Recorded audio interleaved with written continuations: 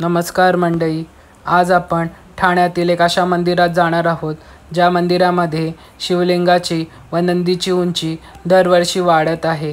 हे मंदिर ठाणे पश्चिम येथे स्थित आहे आणि या शिव मंदिराला ठाण्याचे ग्रामदैवतही मानले जाते। आज श्रावण मासातील रविवार असल्यामुळे आपल्याला खूपच गर्दी पाहायला मिळते। मंदिरामध्ये कावड यात्रा म्हणून लोक जल घेऊन आले आहेत आणि आपण बघू शकता खूपच गर्दी आहे मंदिरामध्ये। हे मंदिर खूपच प्राचीन आहे, 800 ते 1200 वर्ष जुने आहे। हे मंदिर शिलाहर राजाच्या काळात बांधले गेलेले आहे। आपण आता शिवाचे दर्शन घेऊया। हेच ते शिवलिंग आहे ज्याची उंची दरवर्षी वाढत आहे। बाहेर माता पार्वतीचे पाषाणी मूर्ती आहे व त्याच बाजूला मातेची मार्बल मधली ही मूर्ती आहे। मूर्ती खूपच रेखीव अशी आहे।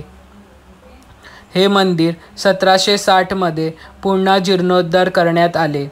हे मंदिर आधी तलावपाली जे मसुंदा तलाव म्हणून ओळखले जायचे तेथे स्थित होते व 1760 मध्ये रामाजी सुभेदार यांनी परत हे मंदिर जीर्णोद्धार केले।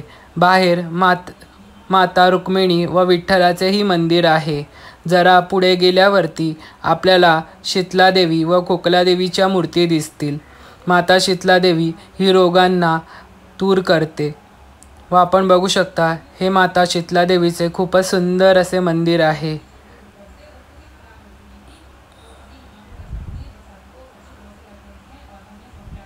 पुढे गेल्यावर आपल्याला हे शिवलिंग दिसेल व पाठी अनेक देवी देवतांच्या मूर्त्या दिसतील। या मंदिराच्या परिसरात अनेक शिवलिंग आहेत, शिवलिंग व मंदिरे आहेत। आता आपण श्री महाकाली व काळभैरव यांच्या मंदिरात जाणार आहोत। इथे आपण पाहू शकता श्री काळभैरवांची मूर्ती आहे। त्याच बाजूला माता महाकालीची ही मूर्ती आहे।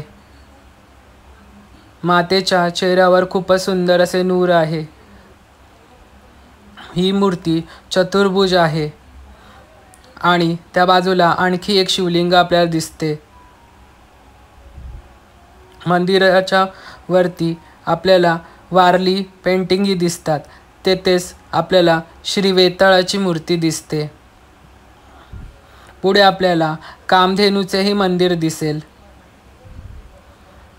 जरा पुढे गेल्यावर आपल्याला श्री दत्तात्रयांची मूर्ती दिसते।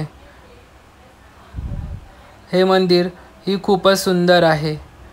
कोपनेश्वर मंदिराचा परिसर खूपच मोठा आहे व सर्व भाविकांना बसण्यासाठी इथे खूप जागा वगैरे आहे आणि इथे पाण्याची वगैरे सर्व सोय आहे। आपण बघू शकता खूपच असे सुंदर असे कोपनेश्वराचे मंदिर आहे। इथे आल्यावर मन प्रसन्न होते आणि आता बघू शकता आपण खूप गर्दी झाली आहे मंदिरामध्ये। जर आपल्याला व्हिडिओ आवडली असेल तर नक्की लाईक शेअर व